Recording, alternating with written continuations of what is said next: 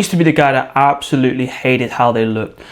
Unconfident, wanting to get a six pack, but didn't really know how to go about it until I found out these 3 things that fixed basically getting a six pack for me as easy as possible, where I went from overweight and unconfident to six pack shredded, more muscle than I'd ever have. Stay to the end to get these 3 tips and learn how to do it yourself. But before that, if you need more help with your fat loss, join my free fat loss kickstart, which is designed to get you to lose around 2 kg of body fat completely for free on my free program. Goal is to teach you how to lose fat and keep it off the exact way I teach my clients currently. The link to that is in the description of this video. First thing I realized is social occasions is where I was going wrong a lot of the time. I was messing up, I was overeating on social occasions, and I was therefore not getting any progress and losing all the progress I made during the week because I fucked up so bad just from one night of eating and drinking. When I got my first coach, he taught me about calorie banking, which made a massive difference in how fast I lost body fat, and basically allowed me to still enjoy myself on my nights out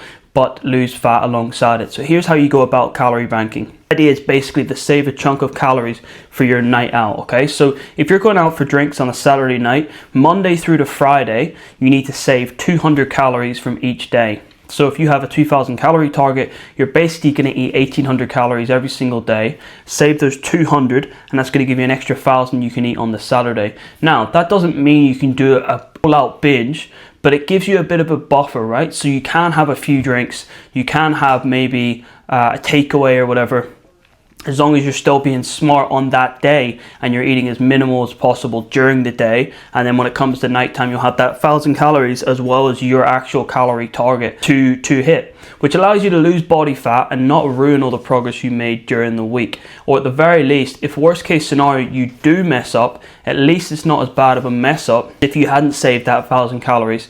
Whereas if you don't have that 1,000 calories free, you actually could have gained weight if you messed up bad on like a Saturday or Sunday night. Another thing I used to do, which was massive and affected my ability to enjoy myself on my social occasions, but also make progress alongside going to the social occasions, is underestimating the calories I was eating on these occasions, right? So what I would do is I'd have something like a burger and chips, and I would pawn it off as like the most minimal calorie amount it could be possible without factoring things like oils being used, the actual size of the burgers and the chips that I'm having.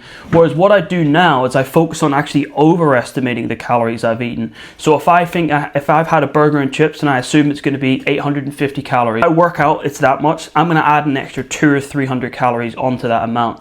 What that basically does, it means there's no room for error. So even if you are off slightly, it's not going to make a difference in the fat loss, and you'd rather be slightly under calories than slightly over calories.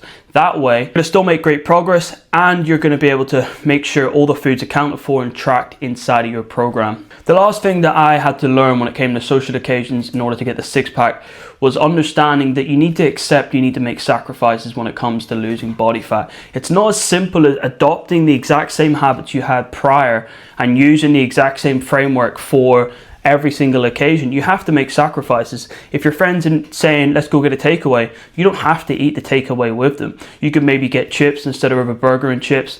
If they're going out for pints, you can maybe do spirits as opposed to pints, save some calories. You need to make sacrifices in one way or another. Now, I'm not saying you need to cut out social occasions altogether, but as far as fat loss goes, if you want to make good, consistent progress and you understand that you're not in this fat loss phase forever, it might only be 4, 5, 6 months of your life, and then you can go into obviously fat loss phases down the road. But in that initial period of time, it's only a small portion of your life that you're going to be in a fat loss phase.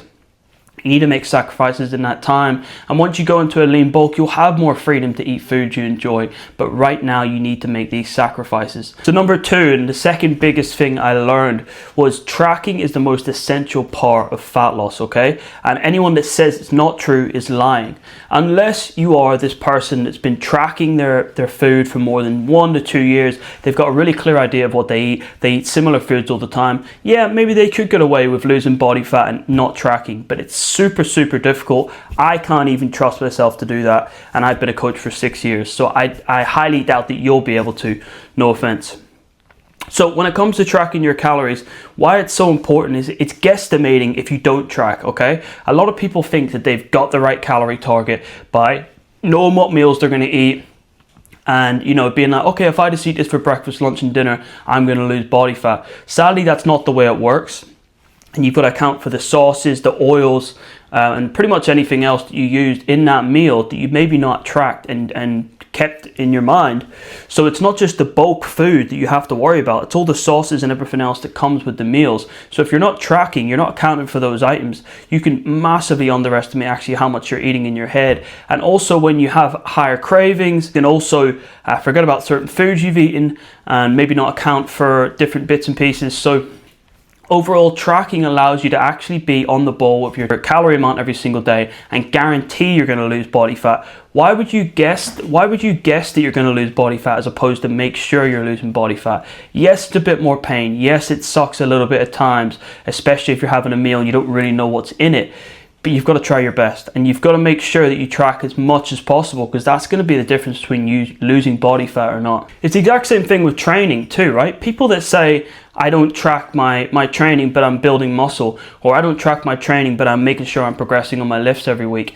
It's really fucking hard to do that, like incredibly hard, especially when you don't just have training going on in your life, especially when you've got, a family, you've got work, you're busy, morning to night, you got social occasions you're going to.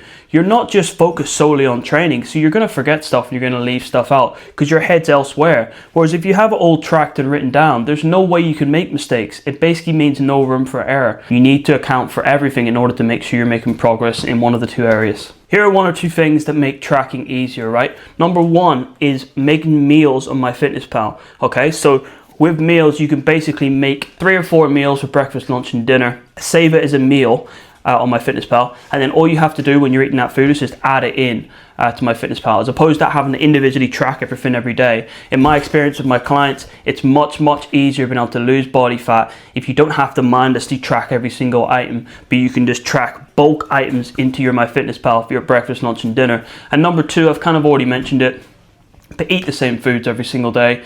You don't have to eat the exact same foods, but have 3 or 4 options for each meal. Have 3 or 4 snacks. Have it all saved in MyFitnessPal. If you're eating similar stuff every day, it's very easy to make sure you're being on the ball of your calories, and also it's very easy to track every single day. So this wasn't my biggest issue, but this is for the most part basically the biggest problem people have, right? And it's beyond just social occasions, it's just the weekend in general, right? So you're working Monday, Friday, you have that routine of going to work. Maybe you're in a 9 to 5 job, you know exactly what time you're eating your food out, you have it all prepped, you're bringing it all in. It comes to Saturday and Sunday, or even from Friday night onwards, you're in the house, say you don't have any social occasions, right? Just to strip it down to like the bare bones. And you've got no routine, you've got no structure, and what a lot of people will tend to do is kind of just go ad hoc with their diet. Go off plan, and they end up basically eating back the calories they've burned. So if someone's trying to lose 1 pound of body fat per week, they need to be in a 500 calorie deficit every single day, aka they need to burn 3,500 calories every single week in order to lose 1 pound of body fat. If you've burned 2,500 calories from Monday to Friday and you're in a 500 calorie deficit, it's very easy to eat 2,500 calories extra over Saturday and Sunday to basically undo all the progress you've made. That's not hard to do. It's really not hard. That's just an extra snack, an extra bag of crisps, an extra chocolate bar, on both days. So here's one thing that I would say is super beneficial, and it's still create a routine and structure for these meals you're having, okay? So if you eat breakfast, lunch, and dinner at a set time on your work day, as you should do, right? So say you eat 8:30 a.m., 2 p.m., and 7 p.m. You need to create that exact same structure on the weekend. If you can create the exact same food structure, it's going to help with this thing called food conditioning, okay? And food conditioning is when you've conditioned yourself to tell your body, okay, I'm hungry at 4 p.m. because my meal's at 5 p.m. I'm used to eating food at 4 or 5 p.m. So you need to make sure you're eating the exact same times on the weekend. If you can do that, it's going to make things a lot easier. What a lot of people will tend to do is not eat any food all day and get starving, and their body's expecting these 2 or 3 meals that they would usually have on the Monday to Friday, and then they end up binging at night because they're so out of whack.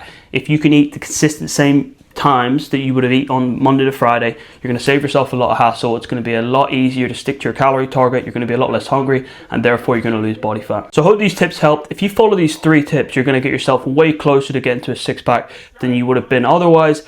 I fixed these 3 things in my life and it made a massive difference. Make sure you follow everything to a T. So if you want more fat loss tips or advice, then follow my Instagram at TomWilsonPT. The link is in the description of this video. Also, if you want help with your fat loss phase completely for free, join my free fat loss kickstart where you can lose 2 kg of body fat. Learning how I coach my clients through this phase as well. The link is also in the description of this video for that. Have a good day.